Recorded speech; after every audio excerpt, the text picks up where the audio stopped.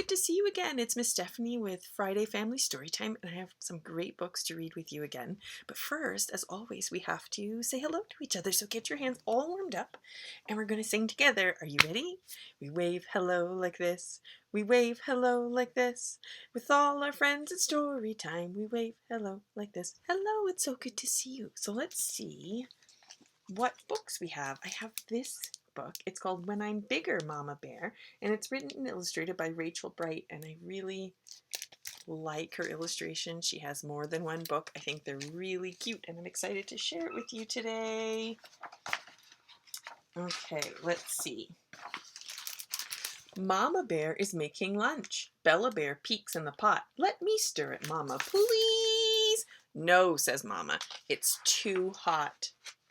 Bella Bear is not impressed. She goes to chop some things instead. Bella, stop, shouts Mama Bear. Only grown-up bears cut bread. Bella wishes she were grown up. Sometimes it just isn't fair. I will stir and chop, says Bella, when I'm bigger, Mama Bear.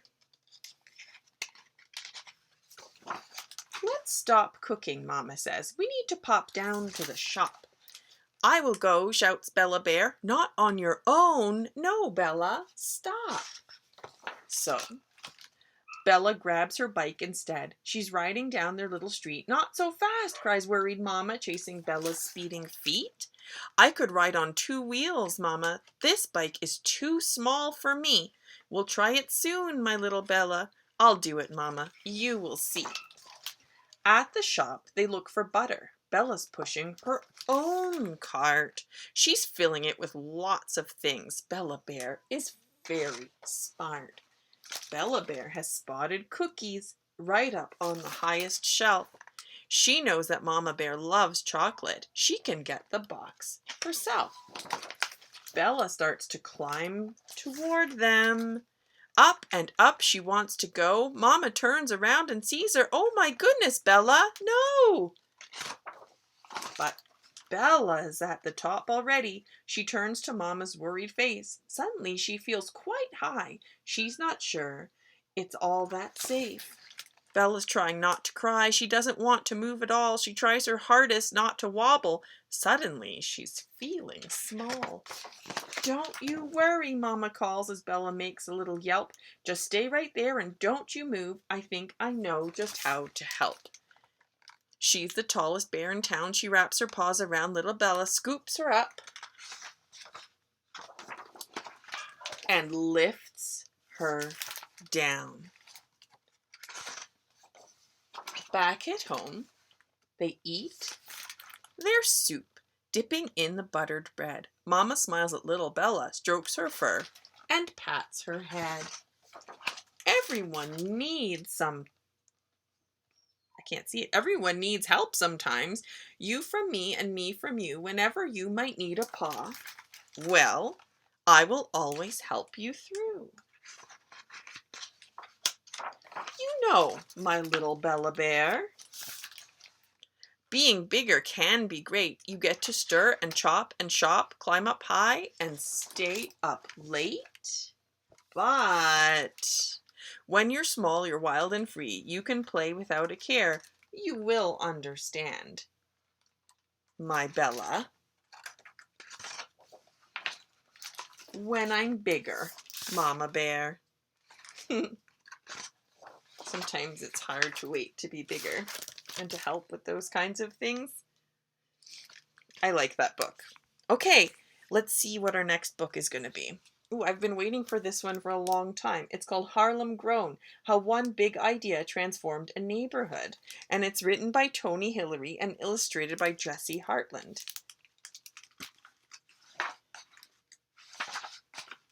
Once, in a big city called New York, in a bustling neighborhood called Harlem, there was an empty lot. Nevaeh called it the Haunted Garden. I wonder why she called it that. Look, it looks kind of spooky. There's nobody there. It was cluttered with wrecked couches and TVs, broken bottles, and empty cans. Once in a big city, in a bustling neighborhood, there was Nevaeh's school. P.S. 175, it was called, and it sat across the street from the haunted garden. One day a man came to P.S. 175. Mr. Tony, the kids called him. When Mr. Tony saw those kids and that haunted garden, he had an idea. He began to clear the haunted garden. They're taking out all the garbage and broken stuff, one piece of trash at a time. Soon it was a clean slate,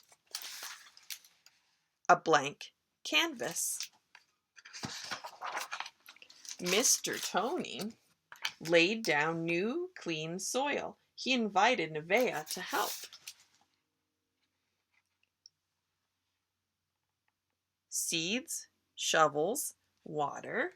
Can you guess what they're going to do? Nevaeh started to plant.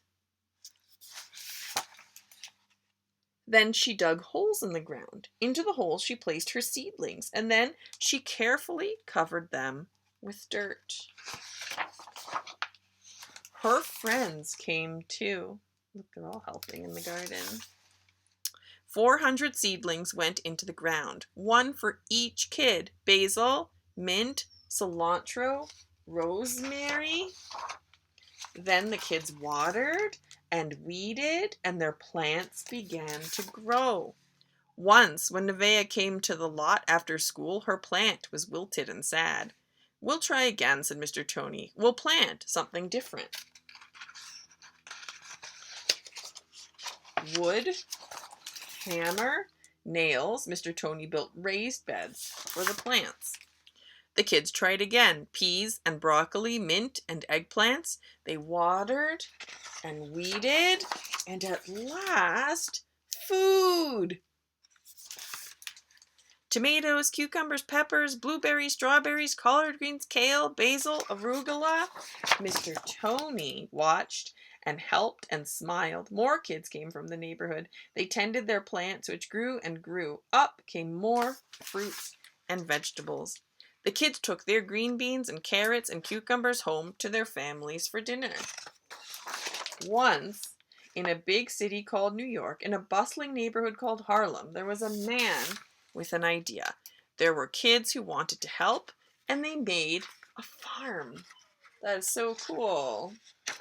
And at the end, there's some more information about it and a picture of the real life Mr. Tony, who wrote the book.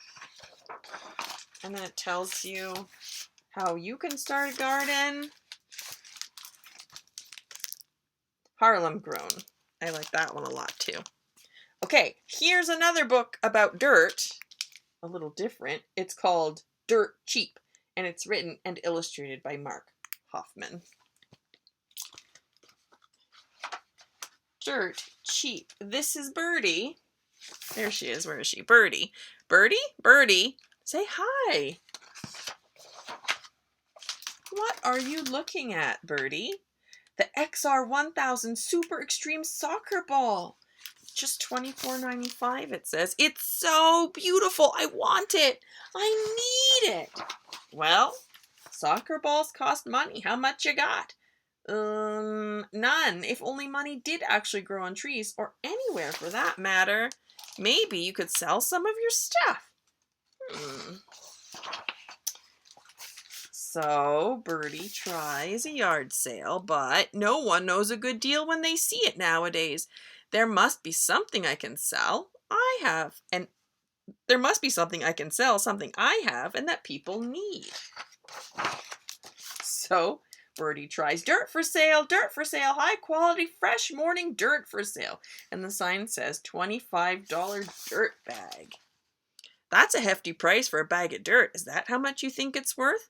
How should I know what it's worth, says Birdie. I'm just trying to buy a soccer ball. You can't expect to make all the money at once. Maybe you should rethink the price. So Birdie changes her sign. It says dirt, cheap, cheap dirt. Hold up. How cheap? 25 cents? Okay, I have 5 nickels. Oh, well, thanks anyway, mister, says Birdie. But psst, Birdie, that is 25 cents. There's actually a lot of ways to make 25 cents. Well, hot dog, she says. My first sale. Birdie, you're really on to something here. Dirt for sale. Come get the freshest, dirtiest dirt anywhere around. And those are just a few of the ways to do it. Did I skip a page? Well, I think it's because it shows all these different ways to make 25 cents. 5 pennies, 4 nickels, 3 nickels, 10 pennies, 2 dimes and 1 nickel, 1 quarter, 25 pennies, 1 dime, 15 pennies, 1 dime, 3 nickels. And those are just a few of the ways to do it. Thanks, what a price, such a terrific deal. My lawn will look amazing. I might have to come back later for more. How much did you make, Birdie? Looks like a lot. Okay, let's see. 1, 2, 3, 4, 5, 6. You did it. You can buy the soccer ball of your dreams. All this is the same as $24.95? It sure is. You even have a few extra coins to spare. Oh, she's got a heavy sack of money, and she's lugging it somewhere. Oh, to the store. So, this is it, huh? Looks like a great soccer ball, right? And the cashier says, that will be $24.95. Here you are, my good man. Every quarter, dime, nickel, and penny. I used to love playing soccer in my yard. Have fun, kid. Yard? Uh-oh. Where did she get all that dirt? Oh, no! What's she gonna do? Well, now what? Wait, could this buy some dirt? Sorry, kid, this isn't enough. We'd never sell it so cheap.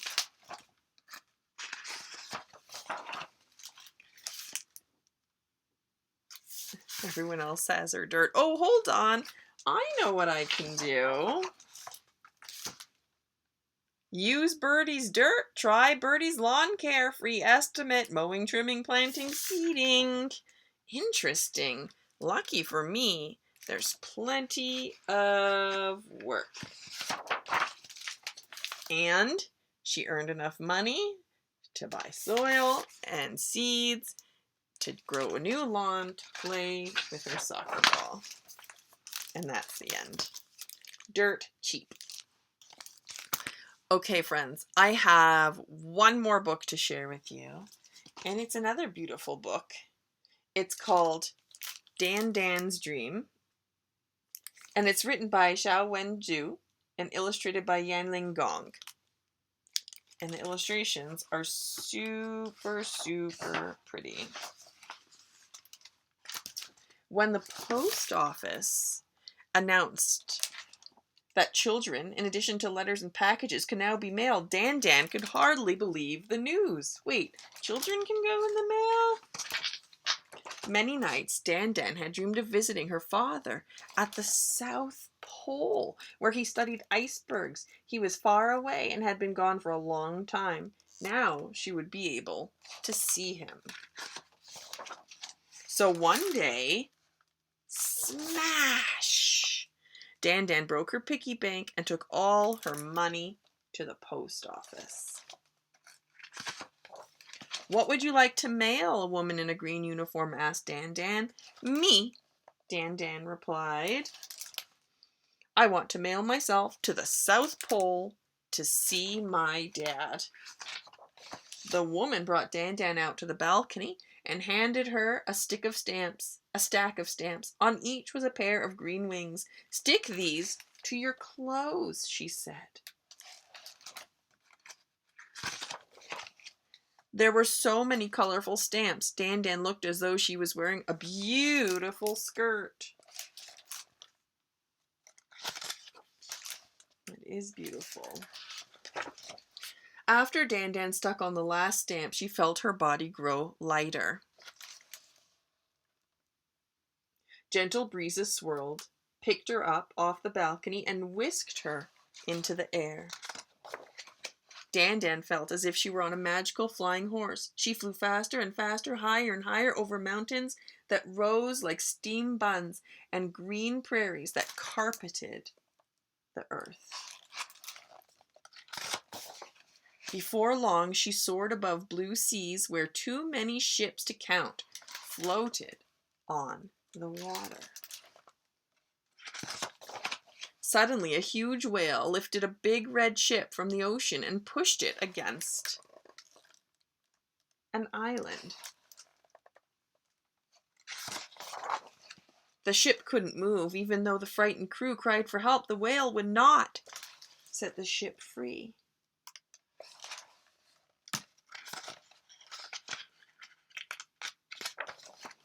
Dan wanted to help free the ship, but how? The woman in the green uniform had told her how to fly, but not how to land.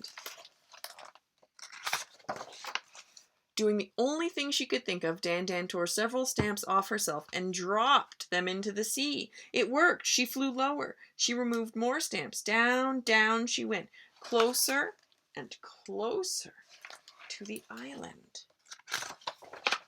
Once she had landed, Dan raced to the shore. With all her strength, she gave the ship a powerful push. The whale was no match for the girl. As the whale swam away from the newly freed ship, the crew waved to Dan from the deck to thank her.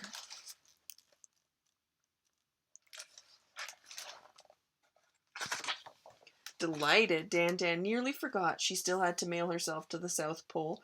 But where would she find stamps on an island with no people and no post office? Dan checked her pockets and found a box of watercolor pens. She knew just what to do. Dan used the pens to make her own stamps. She painted the fish she saw swimming in the sea. Then she drew a pair of large red wings. Together, the strong red wings flapped, lifting her out over the sea. Soon, Dan reached a world of ice and snow. The South Pole! A tall man in a green coat waved to her, surrounded by penguins and seals. Dad! Dan cried out. I'm here! My dream came true. I thought that was pretty nice. It's called Dan's Dream, and that's the last book I have to share with you today. But I will see you again next Friday for more fun stories, and I'm super excited about that. It was great to read with you. Bye!